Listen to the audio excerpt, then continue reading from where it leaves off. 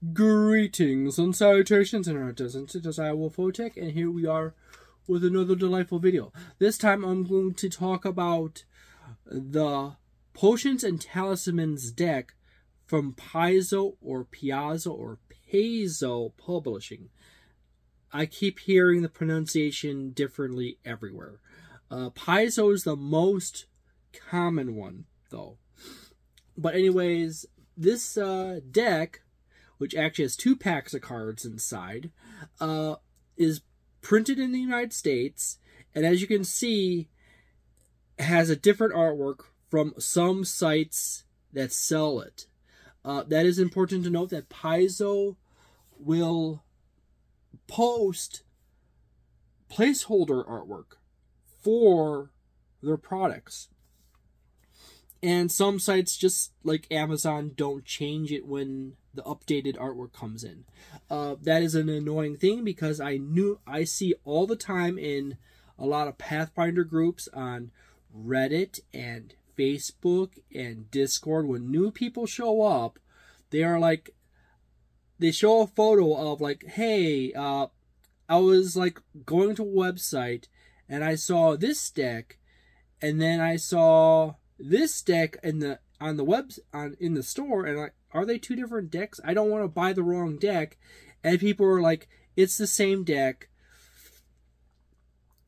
Paizo just uses posts placeholder artwork, and some sites just don't change the placeholder artwork when the final product design comes in. It is the most annoying thing about Paizo I can literally point out right at this point, besides the fact that some of their older books or some of the various books like Dark Archives are badly organized and hard to use.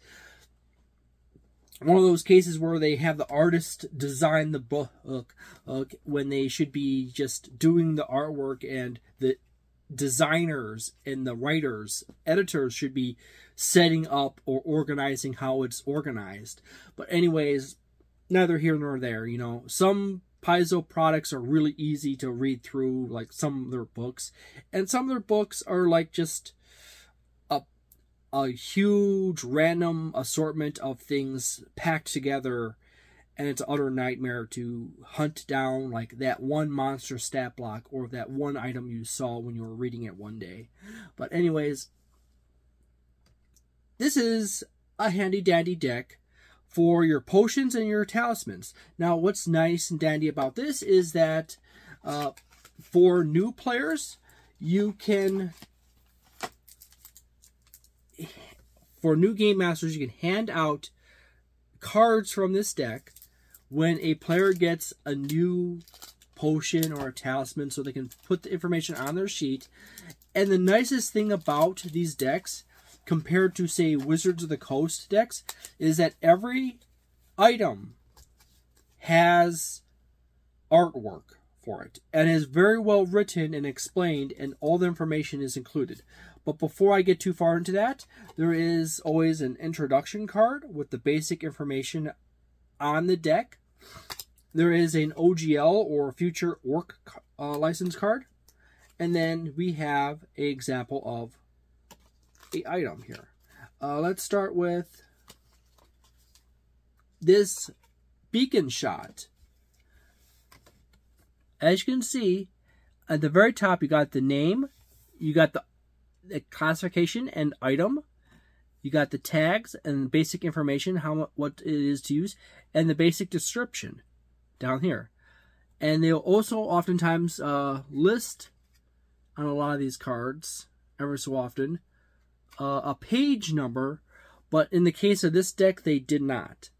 As I said before, pretty much every one of these cards has artwork. Well, not pretty much all. All cards have artwork of the item that you're using or a spell that's in effect. So that is really nice. So you can hand this to your players. They can put down all the information or hold on to the card. And then when they're done with it, they can hand it back at the end of the session. And as you can see, it is fairly consistent throughout the cards. Now, another important note about Paizo is that unlike Wizards of the Coast or / Gale Force 9, Paizo, if you have a spell, a monster, a item that has more information that can be fit on a card, Paizo will put it on multiple cards. So there you go. And to note that the plus is referencing that there's multiple level versions of this item. So there you go. So here, if you see that the plus is in the corner right behind the number and the name, and you go down here, and there's right about here, it says level 9, and then there's level 13 version of the item. And typically there will be a price difference if you can buy it in the store, and any other important information. And there is indeed a price difference for this item. It's right there, actually. So that's the price difference from this level version and the base version. I'm not going to show you every single one of these cards, but I will show you enough of these cards so you can get an idea. And as I said, each and every card has a unique piece of artwork that is not exactly replicated on any other card. And I have yet to come across one in this deck that goes across 2 cards. So there you go. And you see the very broad variety on these cards.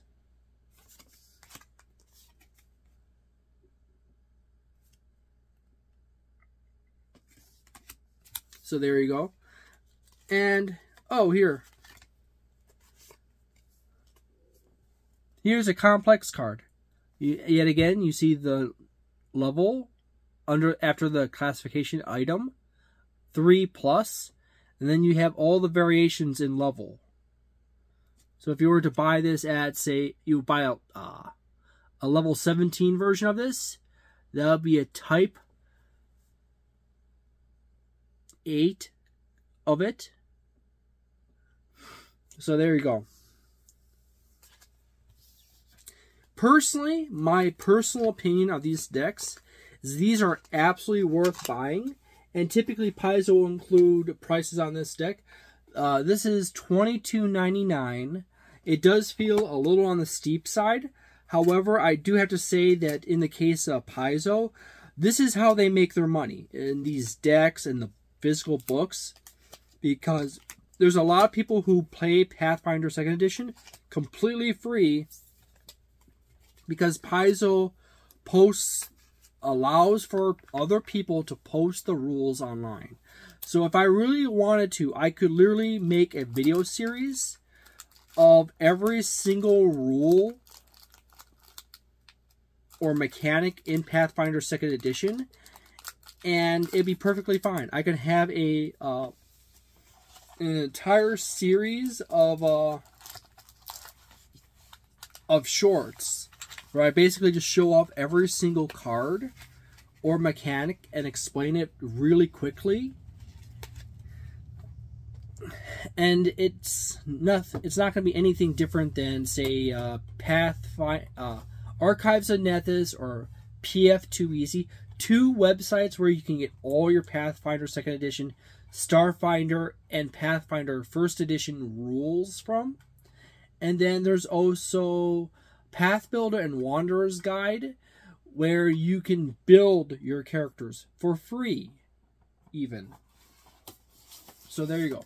So my recommendation on this is to buy this if you're a new game master, and you can use these cards in either hand them to the player and have them write down the information, or hand it to the player so they can hold on to it during the game.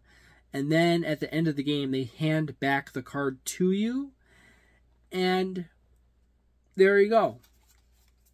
I would place this around a 4-star item right here. This is really handy dandy to have in the game. As I said before, I just showed you just a bunch of items, talisman effects, and various other things. Not a whole lot of any way of the potions. But there's 2 decks in this box. And my goodness, that's a lot of stuff. And then